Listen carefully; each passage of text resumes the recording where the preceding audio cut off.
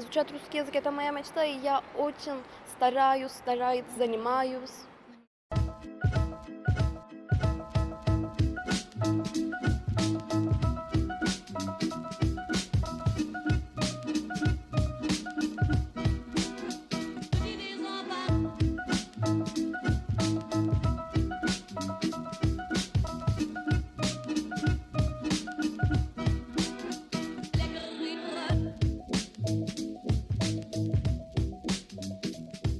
Друзья, всем привет! Меня зовут Анастасия Семьина, а это Юлия Ализаде. Всем привет из Турции! Мы сейчас находимся в городе Эскишехир. Позади нас кампус Анатолийского университета. Сегодня какое число? 19 апреля. И сегодня здесь проводится конференция, международная конференция, посвященная столетию со дня рождения Солженицына. Это конференция о русском языке, о литературе. Выступают докладчики на русском, на турецком и на английском языках. И давайте мы вам немного покажем.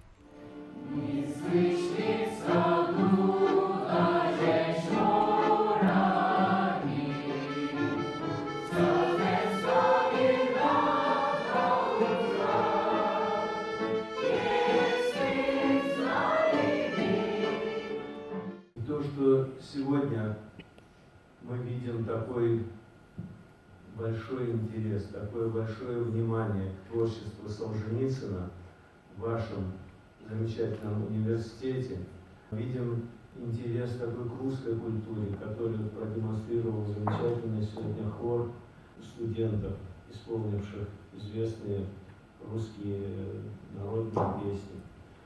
Все это служит не только свидетельством такого глубокого интереса молодежи, преподавательской интеллигенции, культуре России, творчеству выдающихся представителей русской литературы, но также свидетельствует и является залогом наших дружеских отношений, которые прививаются вами, вашей молодежи, и дают нам уверенность в том, что завтра наши страны будут еще ближе друг к другу, будут лучше понимать друг друга.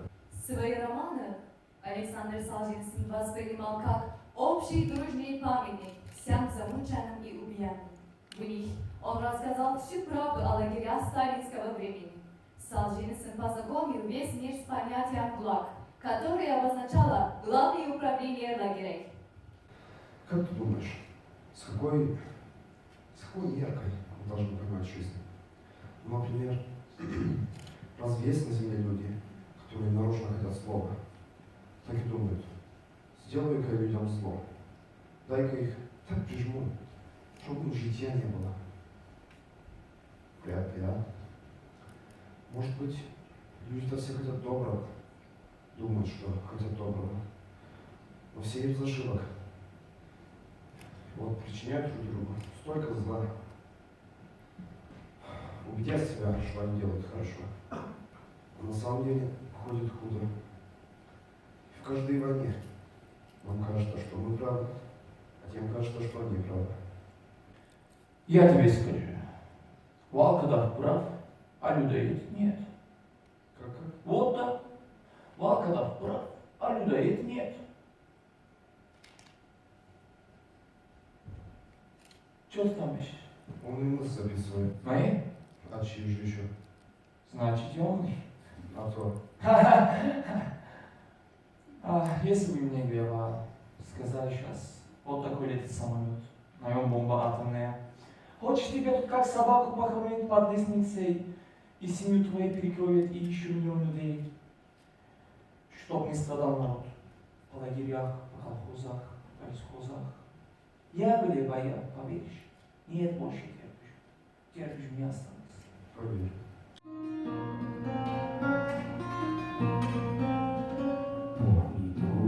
На секундах высока, наступит время запального, свистят вдали, как пули войска.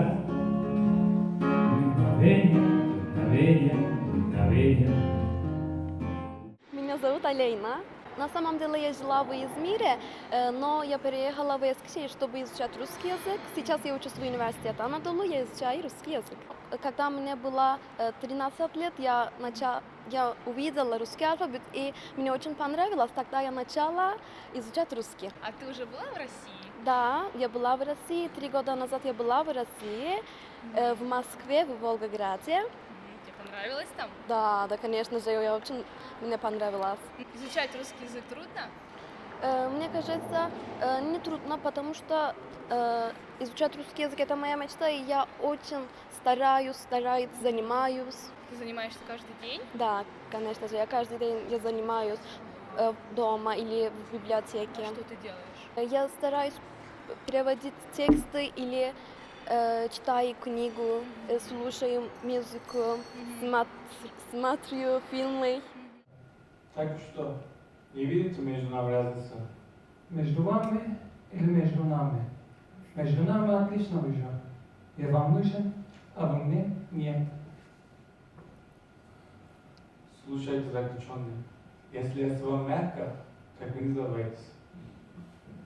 А если бы вы со мной грубо, я бы с вами разговаривать не стал, гражданин министр. Кричите на своих полковников, до генералов. У них слишком много в жизни есть, что терять. Им слишком жалко этого всего. Сколько нужно вас оставить?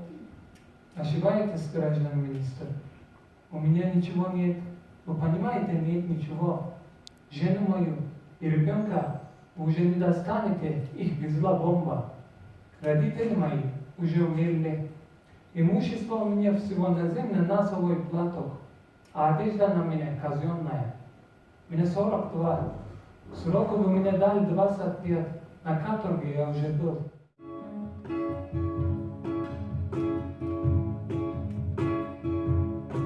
Невзрачно все в этом мире бушующий.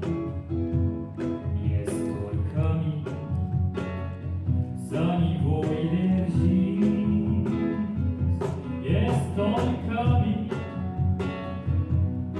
прошлым и будущим. Именно он называется жизнь. Меня зовут Бахриджан Балджи. Я в этом университете работаю преподавателем русского языка. На подготовительном факультете преподаю русский язык. Я всегда любил языки, не только русский язык. Сначала я полюбил английский, и потом, после школы, я хотел поступить именно в Анатолийский университет. Когда я был студентом, я сразу решил, что после университета сказал себе, что я хочу работать преподавателем русского языка. Мне кажется, русский язык в Турции очень популярен, потому что, насколько вы знаете, что каждый год сюда приезжает много туристов. Если человек уже хорошо знает русский язык, он может работать в туризме. Еще в Министерстве внешних дел есть такая возможность, и можно работать преподавателем в вузах. Когда я преподаю русский язык, именно когда я нахожусь в аудитории, на уроке, я чувствую себя очень свободным. Я люблю учить людей чему-нибудь, и я от этого получаю удовольствие. Я бы согласилась, что его сослали в какую угодно тайгу, за полянику. Я бы поехала за ним. Все красиво. У вас есть еще силы ехать в тайгу? Какая вы счастливая. Мне уже ни на что не осталось. Кажется, бой благополучный старик. Согласись меня взять замуж, я бы пошла. И вы могли бы бросить, как дома за решеткой?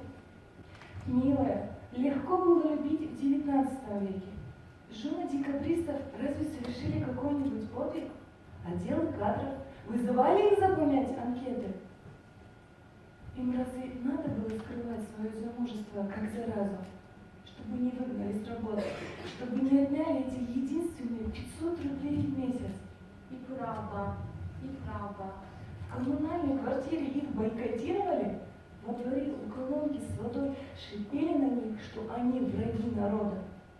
Родные, матери и сестры толкали их к трезвому рассудку и к разводу. Но если мне укрыться нечем, от жалости неисцелимой, но если мне укрыться нечем, от холода темноты. За расставанием будет встреча, не забывай меня, любимый. За расставанием будет встреча, вернемся оба, я и ты. Я прошу, помни нас откат, грусть моя, ты покинь меня. Облакам, сизым облакам, полети к родному дому, отсюда к родному дому.